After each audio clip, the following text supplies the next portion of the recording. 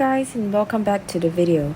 Today's video is a pretty interesting one that I did not really plan for, but I think you guys are going to enjoy. So one of the things that I talked about, not on here but on my Instagram, is actually how many rounds it's going to take for us to achieve 22 birdies this year, since of course it is 2022. So for this round, I really wanted to make 3 birdies because 3 birdies would have gotten me to that 22 number. Something funny actually happened, and I'm going to talk about this at the end of the video. So for now, I want you guys to just sit back, relax, watch the video, and let me know if you guys notice anything throughout the round and kind of what happens. And I mean, if there's anything in specific that you guys notice or want to point out, write them down in the comments down below right now, and I'll see you at the end of the video.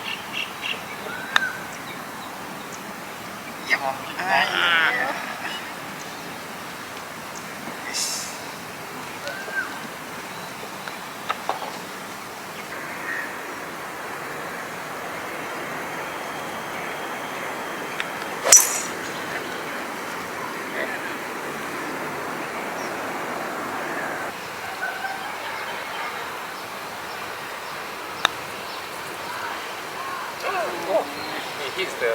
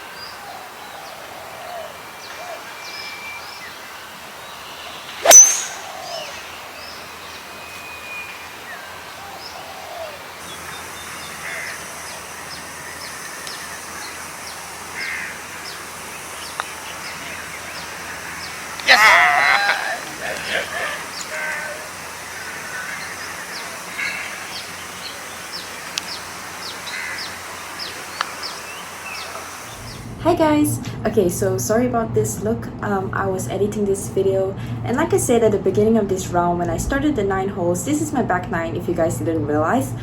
So when I started this back 9, I really only had one goal in mind, which was to make 3 birdies in the 9 holes, like I said, so that I could get that 22 number, which is one of the things that I talked about. So after finishing this round, I knew exactly what I wanted to do with this video, but I didn't really know how to edit it. So I hope that it is okay that I'm just talking at the end of this video, because I think that it is pretty interesting and I hope that it will help some of you guys. So let's just get right into it. So as you guys can see, if you guys have watched my West Course videos before, you guys know that this back 9 is actually pretty long from the blue tees. So coming into this 9, trying to pick 3 birdies, I feel like there's always going to be certain holes where you know are more birdieable and certain holes where pars are good scores, and that's definitely evident on this 9. I mean, on some holes you can see that I'm hitting 5 woods, 3 woods into the green. So pars are great scores on those holes. However, because I am trying to make 3 birdies, every single hole is basically, you know, I have to give it all and just try to hit a good shot and get myself a birdie opportunity. So out of those 9 holes, I would say that I gave myself 7 decent birdie chances. 2 of them, I wouldn't say they were birdie chances because I didn't hit the green. So let's just go right to the 10th hole, which is my first hole on this video. The 10th hole, I didn't hit the best approach shot, so I gave myself a pretty long putt, which was kind of not the best start because that's a par 5 and obviously it's one of the holes that I was hitting an iron into the green. It was not an easy shot or, you know, approach shot or anything, but I did give myself a birdie putt. I just missed it on the low side, so tap in par there. Next hole, I actually hit a really good 5 wood and gave myself a good look for birdie considering the hole and the pin position. Unfortunately, I kind of left it on the low side again and I just didn't make a birdie. So 3rd hole, made a bogey there. I mean, I was in the bunker, didn't hit the green, so the only chance I had was to chip in from that horrible lie that I was in. So 3rd hole was kind of out of the picture. 4th hole, again, wasn't a birdie chance. I was in the bunker, made a good par. So let's move on to the 5th hole, which was that downhill par 4. Hit the green, gave myself another good look at birdie, but missed it on the low side again. Moving on to hole 6, which was that par 3. Hit a good hybrid into that green. Not an easy pin position to hit to, or especially because I'm hitting a hybrid as well. Gave myself a good look for birdie, but putted it too hard and it just did not take the break because it was too firm. So yeah, another par there. Moving on to the 7th hole, which was the 16th hole on this golf course. I knew that I had 3 holes to play and I needed to make 3 birdies in 3 holes.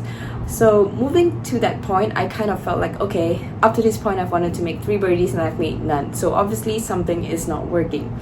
So I kind of thought about it and I was thinking, okay, what have I been doing? I've not been making the putts. I've been giving myself opportunities, but I haven't been making the putts.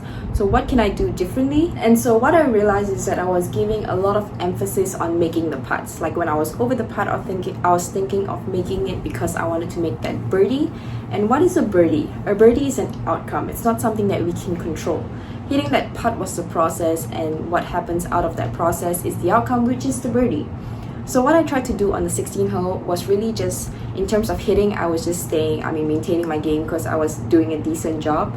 But in terms of putting for birdie, what I really wanted to focus on was the stroke and the putt rather than the outcome, which was the birdie, which was what I was focusing so much on for the first 6 holes. So I think this is also something that a lot of people misunderstand. Something that might happen is, I don't know, maybe I'll even read it in the comments, is that people might say, putting too much pressure on yourself and not performing under pressure, because in the first 6 holes you're like, oh, I wanted to make birdie, and then you make none. And then the last 3 holes you might be thinking like, oh, I don't have a chance anymore, and now suddenly you're making the putts. Sure, that might be an observation that you made, but then if you actually think about the thought process that a person is going through, which obviously you guys wouldn't know but I would know, that mindset shift is so important and something that you cannot point out, and that is why sometimes we see people and we might think that everything is boiled down to pressure or like mental game. To a certain extent, yes, it is, but which part of the mental game? And knowing which part is so important, because that is how you get better at it and that's how you improve at it. So for this, I don't think that pressure was any part playing a role. I think, yes, obviously having that goal of making those birdies was not helping because it was making me try so hard to make birdies without focusing on the process, which is what is important here. Focusing on the process rather than the outcome. So I think this is something that people say all the time as well, but it's very hard to put it into translation of what that actually means, because I feel like there's such a fine line between. So for the first 6 holes I was trying to make birdies, and for the last 3 holes I was trying to make birdies as well. So it's really hard to find that fine line between focusing on the process and focusing on the outcome, because it was not like I suddenly stopped thinking about making birdies and I started making birdies. It was more of that I started focusing on what I needed to do to make those birdies, rather than just trying so hard to make the birdies without a plan. So I hope this is kind of making sense to you guys, but this is just such an important thing that I am constantly working all the time, focusing on the process. It's something that if you are not working on, it's probably something that you should be working on, because everybody needs to be working on this. Every player on tour focuses on the process. Yes, we might set goals for ourselves, but we never focus on the goal solely. We focus on what we need to do to get to the goal, and it's something that's so easily forgotten. I mean, we go through trying so hard to do certain things, and then we forget that we need to go through the process to get the outcome. So without rambling for 10 minutes, I hope this kind of is making sense and you guys can kind of get something from it. If anything, just know that yes, it's important to set goals for yourself. It's important to know what you want to do, but it's more important to know that how you're gonna get there. It's the same for goal setting. When you set a goal, you don't just say, I'm gonna go and win the tournament in a year. But how are you going to win that tournament? It's not just going to happen if you just think about it. You need to focus on what you need to do to get to that point where you can get yourself in the position to win that tournament. So it's always a step-by-step kind of thing, and that is just something that we learn in golf, something that is also evident in life. That's why I think that this is so important. And yeah, I hope I'm getting that message across clearly. As I said, I didn't really know another way to edit this video, but I think it is so important because it's something that we forget all the time. So yeah, if you guys take anything from this video, please focus on the process rather than the goal, and at the end of the day, you are 10 times more likely to achieve that goal focusing on the process rather than just focusing on the goal without any process. Because always remember, it's a step-by-step thing. You need to climb the ladder to get to the top. So I hope that makes sense. I hope you guys enjoyed this video. I'm looking forward to seeing you guys' comments as usual.